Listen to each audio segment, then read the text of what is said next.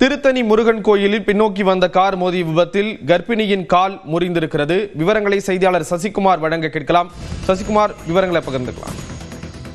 அதாவது ஸ்ரீராம், திருவள்ளூர் மாவட்டம் திருத்தணி முருகன் கோயிலில் இன்று ஞாயிற்றுக்கிழமை விடுமுறை தினம் என்பதால் ஆந்திரா, கர்நாடகா, கேரளா மற்றும் தமிழகத்தில் பல்வேறு மாவட்டங்களிலிருந்து ஆயிரக்கணக்கான பக்தர்கள் சாமி தரிசனம் செய்ய மலைக்கோயிலில் குவிந்துள்ளனர்.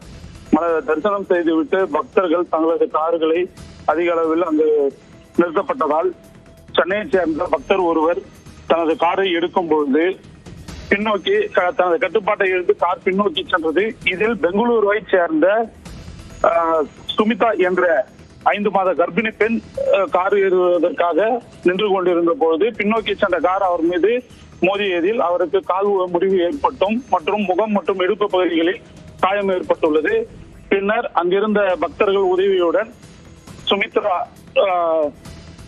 திருத்தணி அரசு மருத்துவமனைக்கு அனுமதிக்கப்பட்டு சிகிச்சை பெற்று வருகின்றனர். இது குறித்து திருத்தணி போலீசார் வழக்கு பதிவு செய்து விசாரணை மேற்கொண்டு வராங்க. ஸ்ரீராம், விவரங்களை வழங்கியதற்கு நன்றி சசிகுமார்.